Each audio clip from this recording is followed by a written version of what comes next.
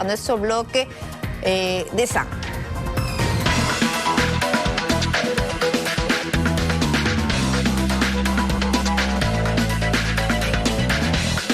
Y bueno, el día de hoy vamos a conversar esta tarde con el profesor Francisco Torres Madrid sobre un tema que definitivamente nos preocupa a todos y también causa pues estragos en nuestros bolsillos, el incremento que hemos visto en los últimos días de los combustibles. Profesor Francisco Torres, muy buenas tardes, gracias por estar con nosotros en Contacto.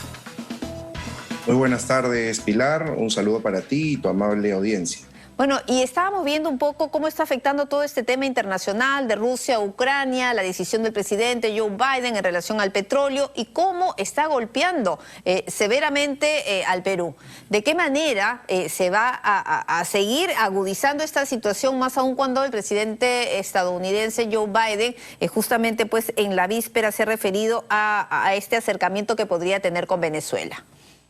Bien, primero recordar que el mercado de hidrocarburos a nivel internacional se rige bajo la ley de la oferta y la demanda. Eso significa que en este caso se prevé una reducción en la oferta, dado que Rusia es uno de los principales productores en hidrocarburos, con énfasis en el gas natural.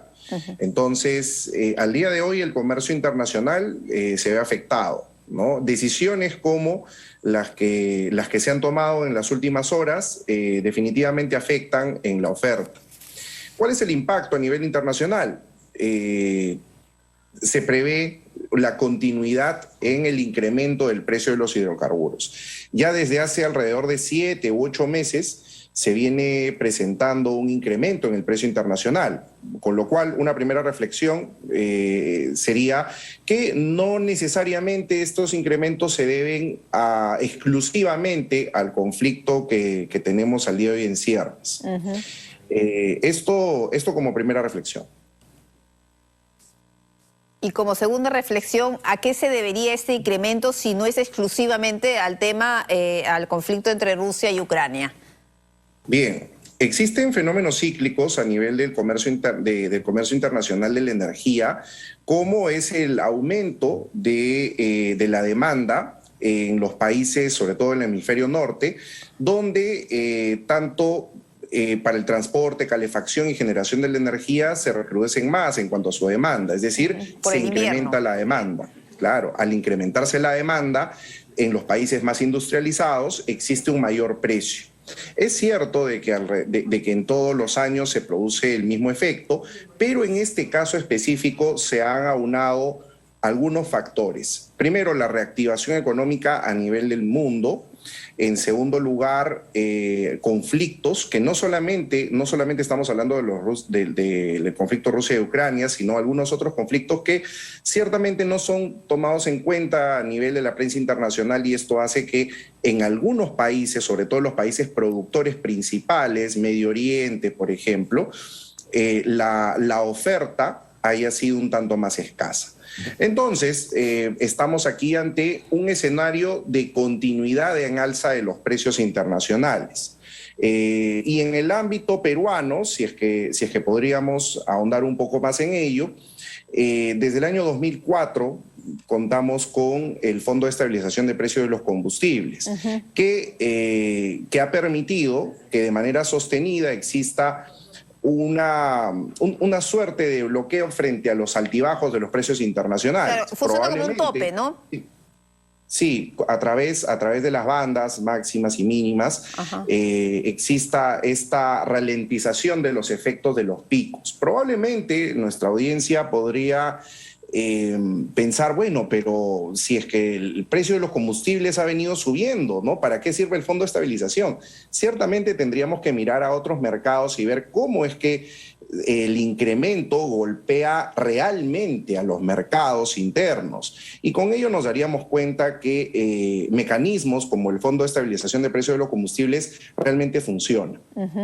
Claro, porque no se observa pues algo distinto, ¿no? Pero lo que en realidad lo que se ve en los grifos es que día a día incrementa el precio, bueno, de algunos combustibles superando los 20 soles. ¿Qué viene de aquí en adelante? ¿Qué es lo que va a pasar si se concreta, bueno, finalmente lo del anuncio de Joe Biden de embargar las importaciones del crudo en Rusia? Y por otro lado, hay quienes consideran que la subida que se ve en los grifos podría ser estrictamente coyuntural, un tema psicológico ante el temor de algún tipo de escasez. ¿Crees que eso pueda pasar aquí en los próximos días? En realidad, el incremento de precio de cualquier commodity, incluyendo el petróleo y gas, obedece en parte a la especulación.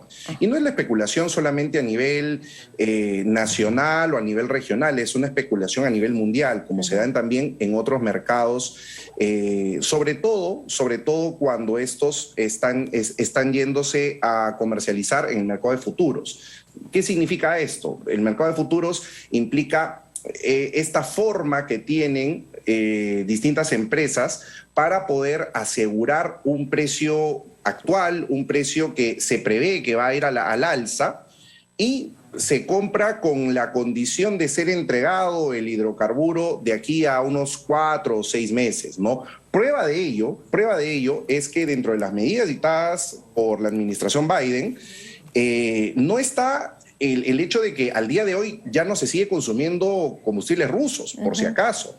Se ha dispuesto que los contratos que ya se han suscrito para el suministro, precisamente en el mercado de futuros, deben ejecutarse en un máximo de 45 días. ¿Qué quiero decir con esto? Que en el mercado de energía existe mucha previsión, precisamente debido a los altos y bajos de los precios internacionales. Y ciertamente en el mercado norteamericano, y lo podríamos decir con total tranquilidad, incluso hasta inicios de mayo, Estados Unidos seguirá consumiendo o terminando de consumir los combustibles rusos previamente contratados. Y lo que justamente estaban viendo, ¿qué acciones se puede adoptar desde el Perú frente a esta coyuntura internacional?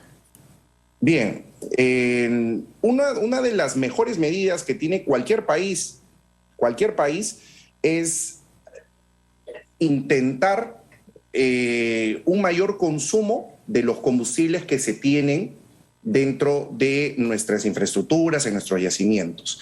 Desde hace varios años se viene propiciando un mayor consumo del gas natural. Mirar hacia el gas, ¿no? Es lo que se dice. Así es, efectivamente. Consume lo que tienes dentro de tus límites, en tu subsuelo, y esa es la política de masificación de gas natural la que ha permitido un cambio en la matriz energética. Si damos una mirada atrás, desde el año 2004, desde que se inicia el consumo masivo del gas natural, tenemos un muy buen escenario donde nuestra matriz energética se ha diversificado. Eso hace que cada año seamos menos dependientes de los combustibles de los combustibles líquidos, llámese diésel, gasolinas, y vayamos rumbo a esa transición energética donde el gas natural es nuestro principal soporte. Y a nivel de la región, ¿en qué nivel nos encontramos? Y nos gusta preguntar eso porque para hacer la comparación, ¿no? Sin ir muy lejos, sino a nivel de la región, ¿cómo se encuentra Perú en este camino hacia el cambio de matriz? Muchas gracias por la pregunta. Ciertamente, a diferencia de otros países, como Chile, por ejemplo, el Perú cuenta con distintas fuentes para su matriz energética. El Perú cuenta además, y de un tiempo a esta parte, con un mayor auge en el desarrollo de lo que se llaman las energías renovables. Ciertamente, la promoción real de las energías renovables se ha venido dando desde el 2010 en adelante, con el aseguramiento de un cupo en el mercado a través de las famosas subastas RER, y esto ha permitido que algunos emprendimientos importantes, sobre todo en el norte, puedan haber visto la luz. ¿Cómo nos encontramos a nivel de la región? Nos encontramos en un proceso importante. Si bien es cierto, no somos grandes productores de petróleo, sí tenemos importantes reservas de gas.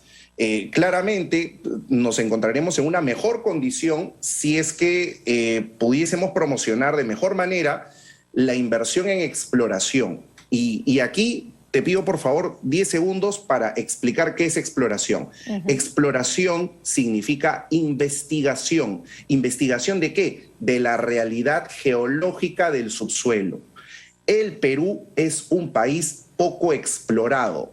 Si es que promovemos más exploración, que significa investigación, vamos a tener mayores posibilidades de tener petróleo y gas, sobre todo gas. Perú es un país gasífero netamente, y con ello vamos a poder afrontar de mucho mejor manera cualquier embate, conflicto internacional o conflicto económico que se presente. Y es por ello que es importante, ya para cerrar la entrevista, que haya pues un clima de estabilidad política, porque eso, bueno, definitivamente pues tiene un impacto, ¿no? En inversionistas que quieran traer su dinero, incluso para hacer las investigaciones en exploración.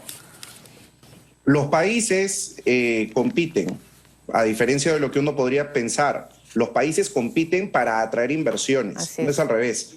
Y ciertamente en el Perú, desde hace muchos años, se ha venido tratando de promocionar al país con mayor estabilidad. Ese es un factor que debemos siempre tener en cuenta, estimada Pilar. Perfecto, profesor. Y de esa manera cerramos la entrevista de esta tarde. Muchísimas gracias. Nos vamos a una pausa.